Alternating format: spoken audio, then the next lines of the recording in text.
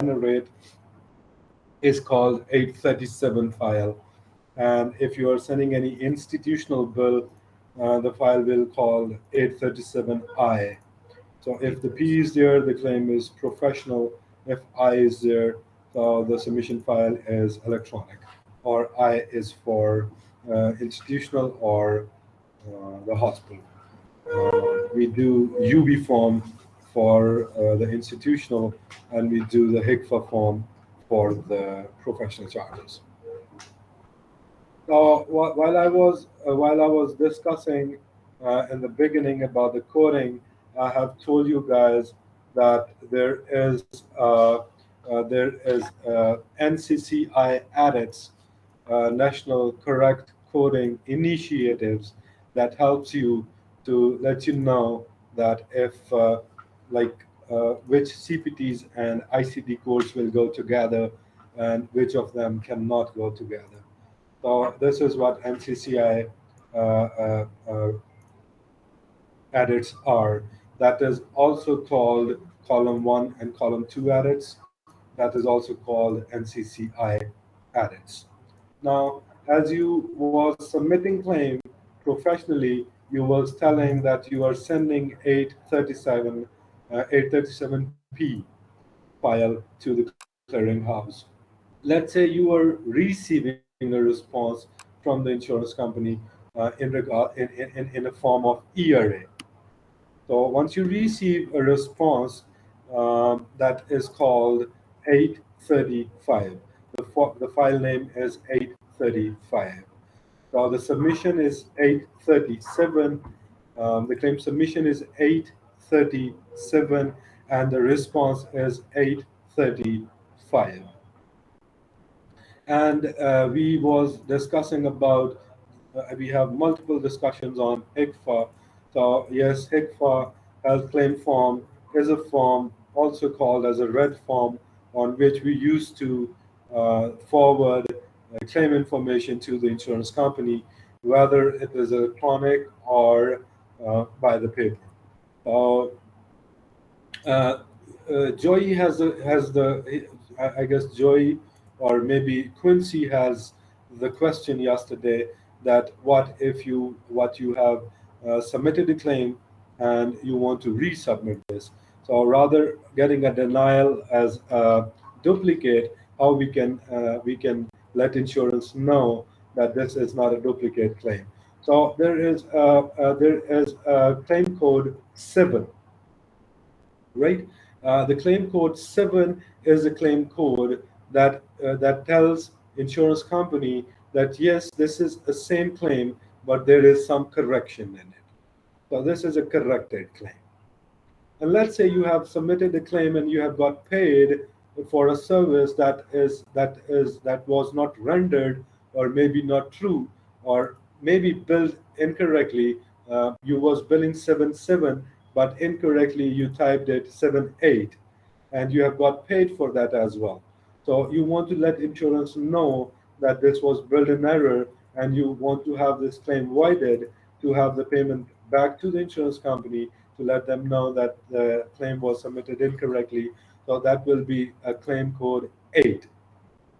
The 7 claim code is a claim code for a corrected claim. You are making some correction and resubmitting the claim. And claim code 8 is for the claims for which you want to have your claim voided, or returned to the insurance company, being billed incorrectly. As we know that HICFA 1500 has 33 fields, you never need to fill all of them, but yes, there are certain fields that has to be filled in by all means. So, but there are 33 fields in total. So if we talk about the institutional claim UBO4, that claim has 81 blocks or fields that needs to be filled in. Yes, obviously, all the 81 fields are not filled all the time, but yes, you have to fill all the certain fields. But the total blocks or total fields on UBO4 is 81, 33 on the HICFA and 81 on the UBO4. Now, there are as we discussed that we used to give uh, uh, CPT codes to let the insurance know that what actually happened. So there are another codes as well. These are similar to the CPT code, but they are called HCPC codes. HCPC codes. These are Healthcare Common Procedure Coding System. HCPCS. So it is actually Healthcare Common Procedure Coding System. These works as CPT code, but they are different. They are different from the CPT code. What is the difference? Let's say you are billing the procedure code and you want to let the insurance know that there are some medical devices or maybe some medical supplies included in the services which were rendered to the patient. So anything that is in regards to the device or suppliers will be covered under HCPC codes, and any procedures, any diagnostic test, or any of the evaluation and management services will be taken as CPT code. So you need to make sure that you know that what is the difference between the CPT and HCPC codes. HCPC codes, HCPC codes, or healthcare common procedure codes. You can call anything that you remember, memorize, or feel easy. You can say HCPC, you can say HCPC, or you can say the healthcare common procedures. Healthcare common procedures are those which covers for the medical devices or medical supplies, etc. And CPT codes are the services that includes like surgeries, the diagnostic tests, the evaluation and management services. So this is the difference between the CPT code and the HCPC codes. CLIA number, we did discuss about that earlier. That CLIA number is clinical laboratory improvement amendments that is used whenever you are billing for something related to the lab, whether it is the technical component of the service or whether it is a professional component of the service. So this is what CLIA is, and we have had a little discussion on this as well already. Now there is another thing that is called LCD, local coverage determination. As NCCI added help you to confirm that if two or three CPT codes can be built together or not, or if you guys can build the charges, the services together or not. The LCD helps you to let you know that if the diagnosis that you are billing is compatible with the CPT code that you are billing for. It is called LCD and it is also called NCD, local coverage determination or national coverage determination. National. Yeah, yeah. So the most of the time we call it LCD. NCCI edits helps you to let you know that if two or more CPT codes can be built together or not, and LCD helps you to confirm that if either which diagnosis is compatible with the ICD code or not. So this is why you need to know a little about LCD as well. Then IPA. What is there are These are some abbreviations that you may need to know before we get into play. IPA is Independent Practice Association. That is actually a term in the United States for an association of independent physicians. or any organization that is registered with an insurance company as a sole provider or as an individual provider, that is be assessed as IPA. So you may not need to know a lot about them. As you dig it more while you are on floor working, you will if you know what it is, you can further learn about the procedures and the terminologies and the uses of any what is the use of IPA, when we use IPA, why we require IPA, why is it so and that. So we will keep learning on that as well while we are on floor working. Now, after the IPA, there is another stuff that is capitation.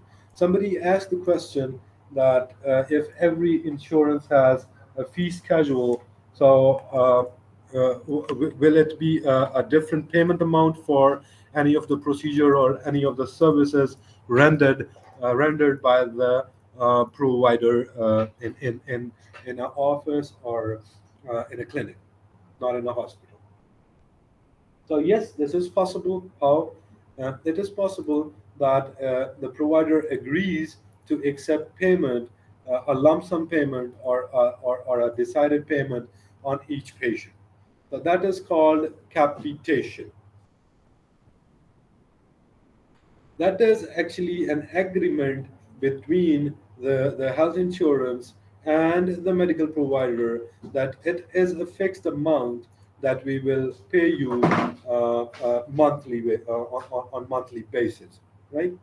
So the provider negotiate this with the insurance company, and he discussed that he will see like 20 patients a month or maybe 50 patients a month for your insurance, and you have to pay me like $100 each patient, or maybe $30 each patient, or whatever the settlement is between the healthcare provider and the health insurance. So that is actually a fixed amount paid to the provider as per the contract between the healthcare provider and the insurance company. That is called capitation. Now, authorization. As we discussed in the earlier training sessions, that there are some services which are maybe surgeries, or maybe a long-term procedures, or maybe something that is expensive procedure, or maybe something that government have run a report for, and they may need to know that how many patients do we have in one state who have a specific diagnosis. So they may ask you to have your services authorized before the services are rendered. So what you usually do is that you know that Samuel White is scheduled for March the 10th for these services. So you call the insurance company, you let them know that you are going to see Samuel White on March the 10th for this and this service, and as per your knowledge, you may require authorization. So they will ask you for some questions like what will be the diagnosis code, what will be the procedure that you may going to perform. So they will ask you for some questions, then they may ask you for the provider information as well. So after seeking information, they will authorize the service as eligible benefit, and the services will be paid. But if you know that certain services do require authorization, and you do not uh, require acquire authorization from the insurance company, your services will deny. Now, there is another case. Some insurances do approve or allow you to request for an authorization after the services has been rendered. So, prior authorization is an authorization that you request prior to the services, before the services. And if authorization, only 10 or 20% insurances allow you to request for the retro authorization.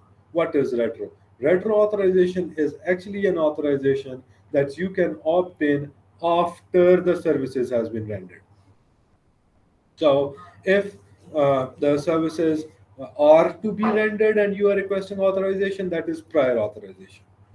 If the services has already been rendered and you call insurance and let them know that your services has been denied because you forgot or you have not obtained the authorization. So if you allow retro, if they ask you, yes, they do allow retro, you can request them for retro authorization. But that is only for 10 to 20%. The other 90 to 80% insurances request you to obtain the authorization prior to the services. Now, we discussed this before. Referral. Referral is something. Now, before I go to the referral, let me let you know that authorization, obtaining the authorization, is the provider office responsibility. The provider office is responsible to obtain the authorization before the services are rendered. Now, referral. Referral as authorization is responsibility to the provider. The referral is a responsibility to the patient. We discussed this before. You guys know what referral is. Referral is actually an authorization to send a patient to the specialist by the PCP. You all know what PCP is. PCP is primary care physician or your main doctor, to whom you need to go for a very first visit, even if you know that you may have some issue with the heart, or you need to go to the cardiovascular surgeon or a provider. But you cannot go to the surgeon directly or the specialist directly because your claim will not get paid. You need to go to the PCP, and your PCP will give you a piece of paper or an electronic referral to your specialist physician that this is my patient, and he or she has this and this and this diagnosis, or maybe the CPT code, or the procedure code, and I think that the patient needs to see the cardiologist. So if you can please have a look, or see the patient. So what referral is are authorization from PCP to the specialist physician, and this is the responsibility of the patient to obtain authorization whenever he or she is going to the specialist physician. While talking about authorization, that is to be obtained by the provider from the insurance company, and this is a solid provider office responsibility to obtain the authorization prior to the services. Now, moving forward, pre-certification. Few people call it pre-certification, few people call it pre-authorization. So the authorization or pre-certification work kind of same, right? The pre-certification actually is a process where you gather information in regards to the legal obligation or the law office for something that you're obtaining for law office.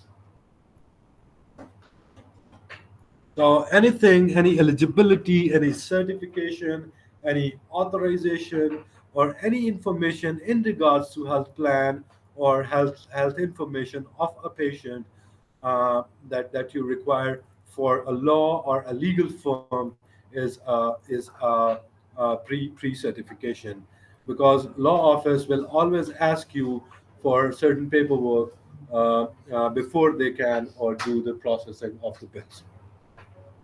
So this is what the pre-certification is. Now, the predetermination. The predetermination is to approve the medical necessity of any of the services which are rendered by the provider for any of the on the patients coming in. So you can say that this is also a kind of authorization, as it allows services or treatments for that defines the medical necessity of any of the services rendered to the patient. Now, pre-existing condition. That is, we have discussed this earlier when we was discussing the eligible criteria or the benefits of the patients to have your claims get paid by the insurance company without any delay or without any reduction of the payment.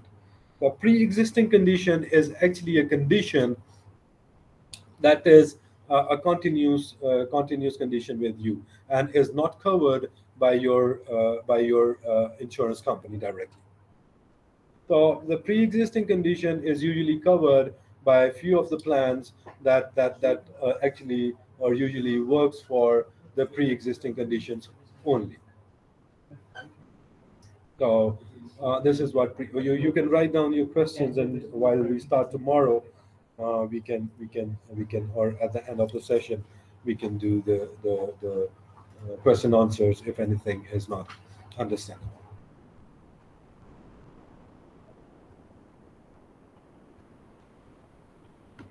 So this is what the pre-existing condition is. Now, right after the pre-existing condition, you can see Medicare and Medicaid do not deny capitation or capitated. If the Medicare or Medicaid deny you for any of the charges, you need to check with specifically for the diagnosis code that what claim you are submitting that is covered for long-term coverage or not. If yes, then your claim cannot be denied. If no, yes, then you cannot question insurance, or you cannot appeal the decision, or may not further question the payments on the claim. Now, let's do some of the modifiers which are like commonly used or most of the time used in the billing procedures. GP, that is a common modifier used for the therapist, the physical therapist, the provider who are they are also called providers, the therapists. So whenever you are billing for therapists, you need to memorize that there are certain modifiers which needs to go with the procedure codes every time. So GP modifier is one of them, that is for the physical therapy providers. AI modifier. AI modifier is used for most of the time used for when the patient is admitted to the inpatient facility. So you intimate the insurance company that you are admitting the patient. 59 modifier. We had a detailed discussion on this a day before, that what 59 modifier is. 59 modifier is commonly or mostly used to unbundle the procedures, to let the insurance know, as we discussed about the stitches and cleaning of the wound. So insurance will let you know that you cannot stitch until you clean the wound. So you want to unbundle that. You want to get paid for both. You need to get paid for the cleaning of the wound, and you want to get paid for the stitches as well. So you intimate modifier 59 that this is a separate, and this needs to be paid separately. So this is why you need the 59 modifier. What you need to memorize is this is something that is unbundling two of the procedure codes or two of the CPT codes. So this is why you need the 59 modifier. Then there is a common modifier, 24 modifier, that is usually used with the E&M code, evaluation and management code. We have discussed this multiple times. Evaluation and management, the face-to-face encounter with the provider in the clinic or in the office. So if you have any procedure on the claim that you want, that is also an E&M code, but you want to unrelate it with the main E&M code, you have to put in the modified 24, my bad, 24, to have this unrelated to the actual E&M service, so you may get paid for the um, services. There is another claim level where you can use modified 24 is, as we discussed earlier, on the global surgical period, that every surgery has a global period time that is from 10 to 90 days. We have discussed this already. So if you are billing anything within this time period, from 10 to 90 days, and you want to intimate the insurance company that yes, you are billing a claim for a patient, the same patient, but these services are not related to the previous services which were done. So you will put in with modify 24 to have this unrelated to the prior surgery that was done. 25 modifier. This is too common to use uh, whenever whenever you are billing a claim for any of the E&M service, any of the face-to-face encounter with the provider of the patient, and you are billing some other procedures on the claim as well. So you put 25 modifier with with E&M service to let the insurance know that there are some other procedures as well other than the E&M code. 26 modifier. This was discussed earlier as well, that let's say provider is doing X-ray or provider is reading to the report of the X-ray. Provider is doing a lab, provider is reading to the report of the lab. So if provider is doing the lab or doing the X-ray, that is the professional component. That is the technical component. You are performing something. So you are technically using the machine and all that stuff. So you will use TC, T for Tom, C for cat, TC modifier. But if the provider is only reading to the report, whether it is a lab report or an X-ray report, that will be considered as a reading only, or the professional component only. And for that, you use the modifier 26 directly. So any of the professional component provide a reading to the reports, 26 modifier. Any of the technical components, provider is doing the test himself or X-ray himself. So that be taken as TC modifier, the technical component. QW modifier. We have discussed this as well. That is a clear. If any of the tests are clear waived, you do not need any authorization. You do not need any further prior approval for that, and you do not need to have the laboratory registration with the insurance company. They are waived, so you can tell insurance that yes, you are billing for a lab code, but that is QW, that is clear waived test. So you should have been paid for that. You are not a lab assistant. You are not doing any labs, but you are billing for something that you did work on, and that is a clear waive. You do not need to uh, get it registered for. So you mention QW modifier to let them know that your claim should have been paid. KX modifier. That is also, as we discussed in the beginning, GP modifier. That is also modifier that is used by the therapists. XU modifier. That is used for you any service that is maybe overlapping. So you use XU to have this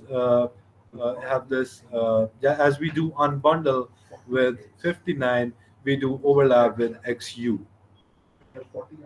So I will give you further details on that later. That what XU is. There are multiple discussions that needs to be. Let me write it down. XU modifiers. Okay. Now, okay, if I'm okay, I can go further with the denials. Or if you want me to repeat back both the two topics we discussed today, if you want me to go further or go back.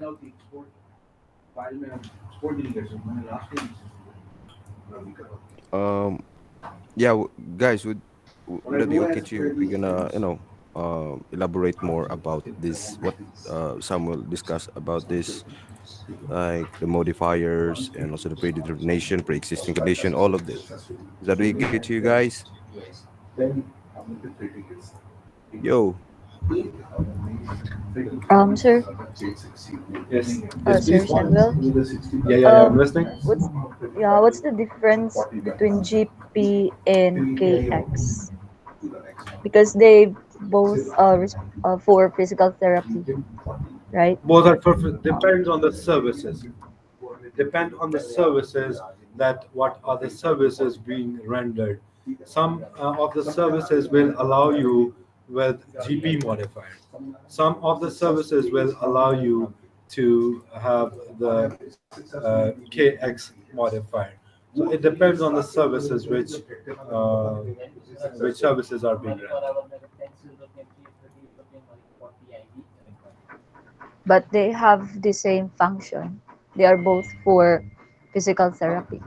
Both for physical therapy. There are more. Let me give you few more. There are more CPTs.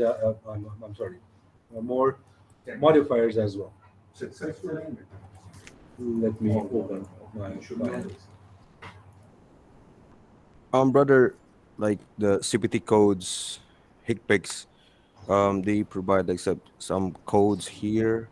My question is, do we have some tools that we can look all over these codes that we can familiarize all of this? Yes, sure, you can. First of all, I mean where from where you start learning. Nobody is there to question. You cannot ask question. There is no person available who can give you the detailed answer. So you start doing it through the Google, right? Okay, So okay. you can check which CPTs are covered under as CPT code and which CPT codes are taken as HICPIC codes. Any supplies or would be taken as a HICPIC code. What are supplies and what are procedures? You will come to know as soon as you will come across multiple claims to work on. 99213, that is a CPT code, right? But A0496, that is a HICPIC code. So as soon as you work on further, as I'm giving you an overview only. So as you get in more, you will keep on learning that which there are thousands of codes. You do not need to learn. You just need to have an understanding that which is to be a CPT code and which is to be a HICPIC code. So the question was therapy. Let me get into the therapy first, and I will give you the answer for the HICPIC and CPT. The GP modifier is used whenever any of the services are rendered by the physical therapist, right? But why we are discussing KX if GP is there, right? So if 59 is there, why we are discussing 24, right? So there are multiple modifiers. Each modifier have different job to do. For the internal medicine, there these if you exclude GP, KX, XU, other all the other CPT codes do carry all these um, modifiers.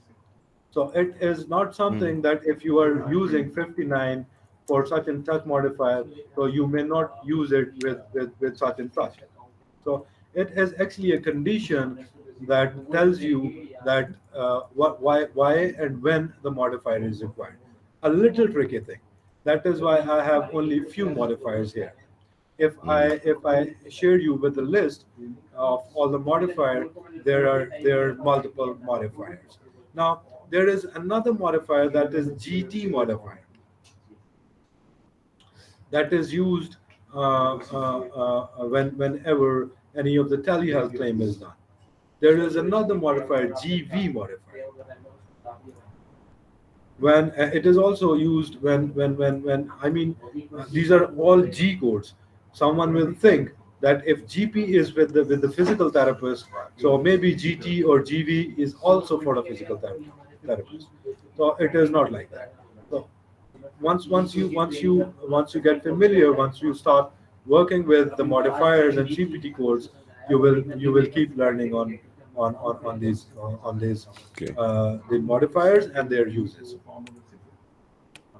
So uh, some patients are maybe in hospice, let's say.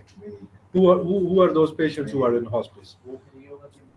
The very old patients cannot carry themselves, or a very sick, no matter what the age is, but a very sick patient who cannot carry himself, he need a nursing all the time. So these patients usually get into the hospice. So you always need to have the GV or GW modifier. When you need to have a GV, or when you have to GW, there is a different scenarios. So once you come across different scenarios on the claims, you will keep learning that how and when and which modifier would be more suitable, or maybe more appropriate with the condition that you are filling the claim for. So I hope I did make my point. If no, then I can go further.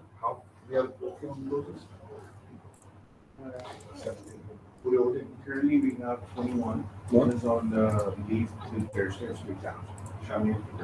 Xiaomi was more training.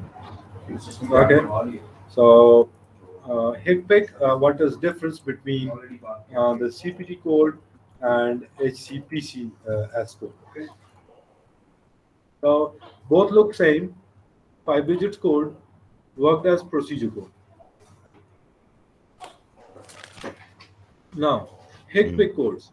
HICPIC codes are those codes which are used actually whenever you are billing for any of the medical device or any of the medical supplies.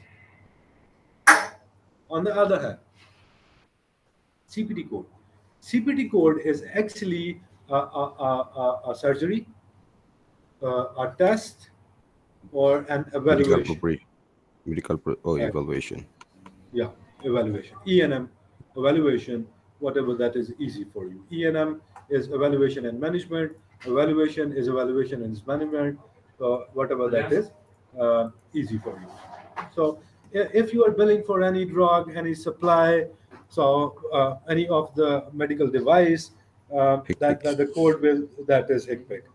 Usually it Mm. has alpha, that is an alpha Numeric. numeric code, like let's say G0123, right? So that is actually alpha numeric code. So the difference is you are billing for a supply or device, that is HICPIC, or you are billing for any procedure or test or surgery or evaluation, that is CPT code. So this is the difference between the HICPIC Okay. and the CPT code. All right. Thank you. Yeah, yeah. So we will discuss it further. It is a tricky thing to work with modifiers, so we will discuss it further. We will also discuss some of the CPTs and the HICPIC codes for your better understanding how they look like and how the definition get different as to the HICPIC or the CPT code.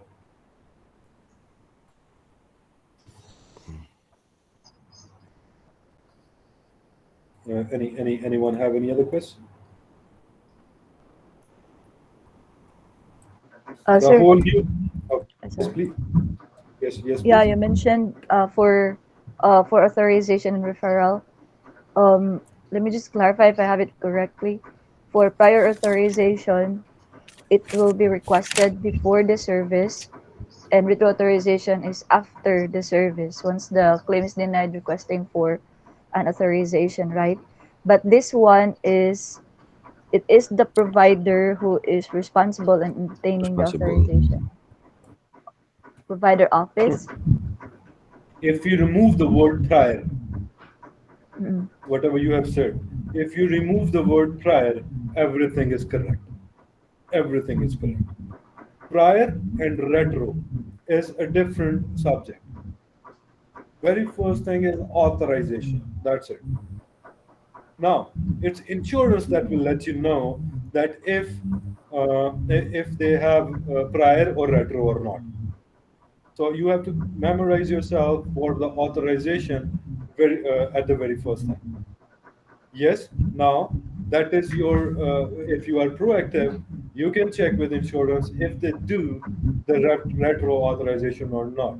For example, you have billed for some services on floor, and after billing, you come to know that, oh, I have never obtained the authorization. So you can call insurance, you can let them know this is the service has already been rendered. Do you allow for retro or not? So there comes the prior and retro, right? So you have to be precise or be stick with authorization and referral. Otherwise, Quincy, whatever you said, that is 100% right.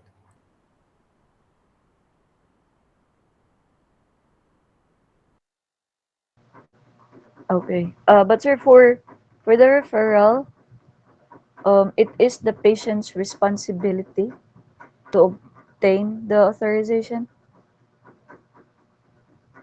As I'm sorry, you're on mute. Oh, my bad. I'm sorry. Okay. Just as the authorization is the responsibility to the provider, just as that, the referral is the responsibility of the patient to bring in to the specialist that this is the letter from where I came from, and I'm sorry, the referral that is proof that my PCP wants you to review to see me as a doctor. So yes, this is a patient's responsibility to get a referral, and for authorization, it is the doctor's office responsibility. Sometimes it happens that you are working as a billing service for any of the doctor, any of the provider, and they may ask you that we are going to see blah blah blah patient for blah blah blah service. So if you can please call the insurance and obtain the authorization. So once you are working with the client, so yes, I mean you had to have this done. So you do that. So otherwise, yes, this is the doctor's responsibility. Usually, it happens from the provider because most of the questions that the insurance asks while giving or approving an authorization are clinical related. And as to a billing agent, you may not have that deep information on that. So that is why authorization is to be obtained by the provider. And if let's say the PCP tells you that he have faxed the referral to the specialist physician, you can go and you can tell them that you came from blah blah doctor, and the referral is on your fax machine.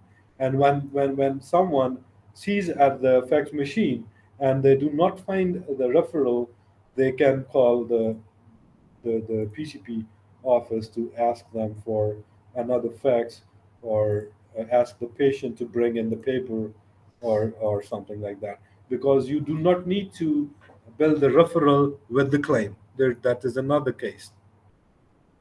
This is why questions are good. More points comes in. Now, you do not need to bill the referral with the claim. Once you are billing HICFA 1500, you do not need to send in the referral form itself, right? If the insurance, you have to give the referring provider name, right? So if the provider asks you, if the insurance asks you to give them the referral, you have to, or you need to send this over to them. Vice versa. Authorization. Before I go to the authorization, let me complete. So if this is not going with the claim, so you can tell the patient to bring in the referral from the PCP. You can call PCP to have this sent over again. So this is not the billing office job, but sometimes you receive an email from a client to please call my PCP and ask for a referral for Samuel White. So you have to do this. So this is how it works. Authorization. Authorization is always required prior to the services, before the services is rendered, because there is a numeric number. There is a numeric number, authorization number, that do go onto the claim. So insurance can see on the specific, there is a specific block on the for 1500 where you put in the authorization number. So insurance sees the box that there is some number, and then they verify the authorization system, and they see, yes, well, this is a valid authorization, and we have to have these services paid. So and yes, as I told you about the referral, that you can receive an email that if you can please call the PCP to have the referral. Say vice versa, you can call and you can receive an email on an authorization as well, that we are going to see Samuel White on March the 10th. So please obtain authorization for these and these and these and these services. So working as a billing company, you have to have this done.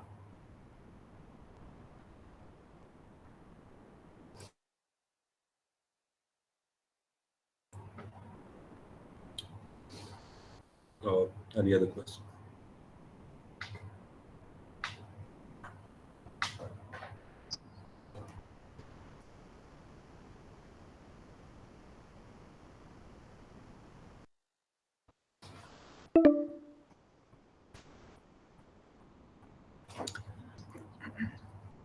The works they work as similar as authorization. If you're working with authorization, or if you're working with the insurance company, it is authorization. If you're working with the law office or maybe a legal entity, and you are obtaining information from for any of the services to get paid, that is pre-certification. And predetermination is similar, as I told you. Authorization, certification, and determination are work similar. So determination is also similar to the prior authorization, as what it does is that the service or a treatment that is to be rendered for the patient needs to be determined prior to the services, that if the services are medically necessity or not, right? If you may have received some denials on some of the claims, that what you are billing for is not a medical necessity. You are billing for, let's say, 99213, a high level E&M code for a headache. So insurers may can deny your services, that this headache is not a medical necessity to have this high level E&M service. So you let insurance know prior to sending the claim that this headache is actually a migraine.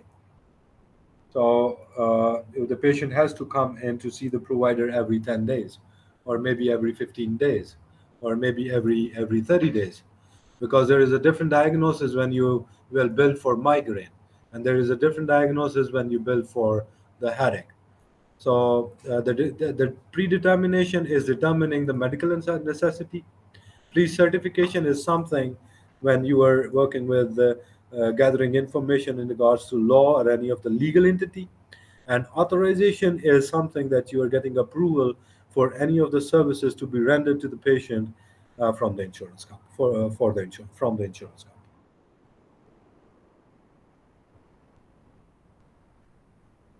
I know there is some confusion still, but we will discuss this further. Pre-certification, determination, and authorization.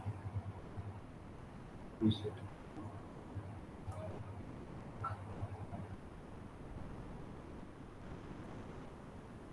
Okay. Any more questions?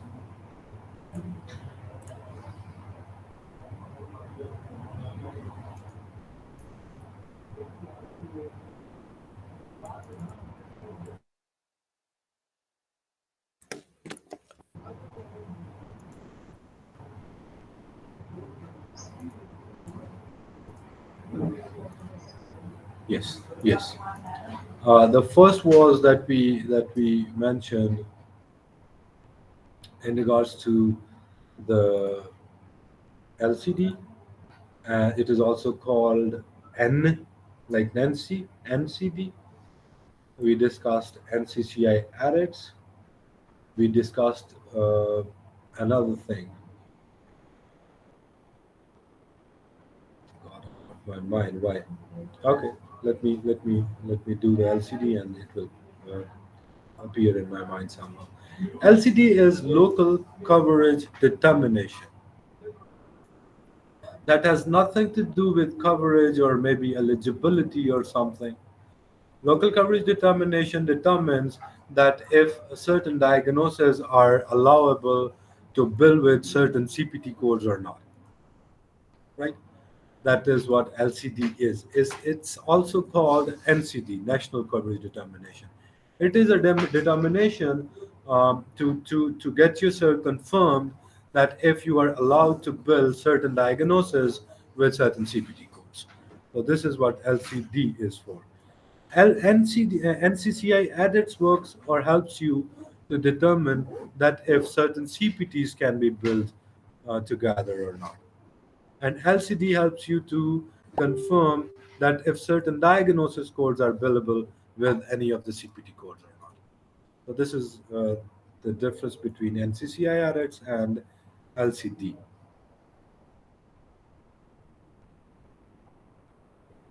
If I'm okay.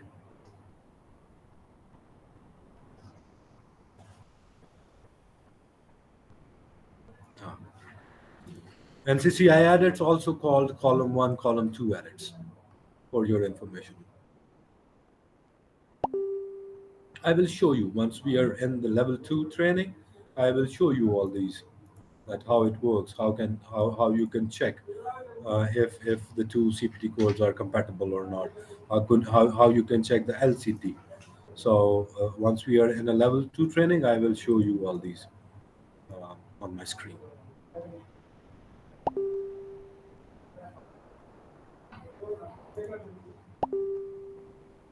Any more questions?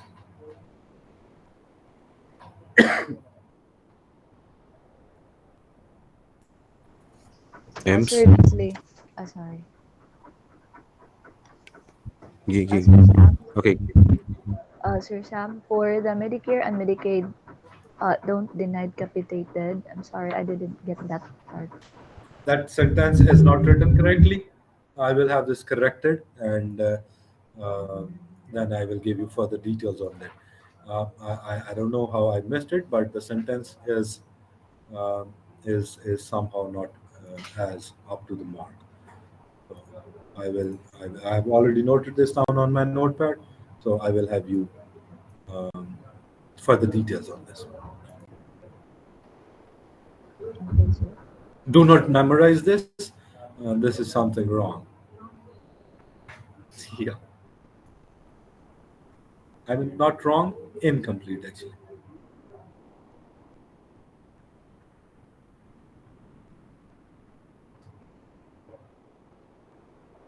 OB or ERA. All right, so Yeah. the next topic is on claim denials. That is a whole new topic. So I know we have had discussed something out of the world today. So you guys may have many questions. So no issues. You can write it down. You can either send it to Gwen, or either we can have a session question answers in the start of the training tomorrow. And Gwen, I'm sorry, as These are my work hours as well. So I was stuck up with another provider call that was a video call. So I cannot have someone else sit there for the answers. So it took like some like 20 minutes extra. So that is why I was late on the training today. So I'm sorry, everyone. It's okay. It's okay. No worries. It's okay, sir.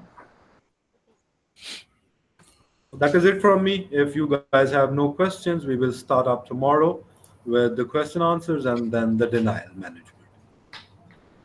That's fine, Samuel. Excellent. Yeah. Okay. All right, everyone. All right, Wakar, bhai. Okay, All everybody. right, Thank you very Sam. All much. right, guys. Thank you so much for your time. You guys have a great day. Take care. Cheers. Bye bye.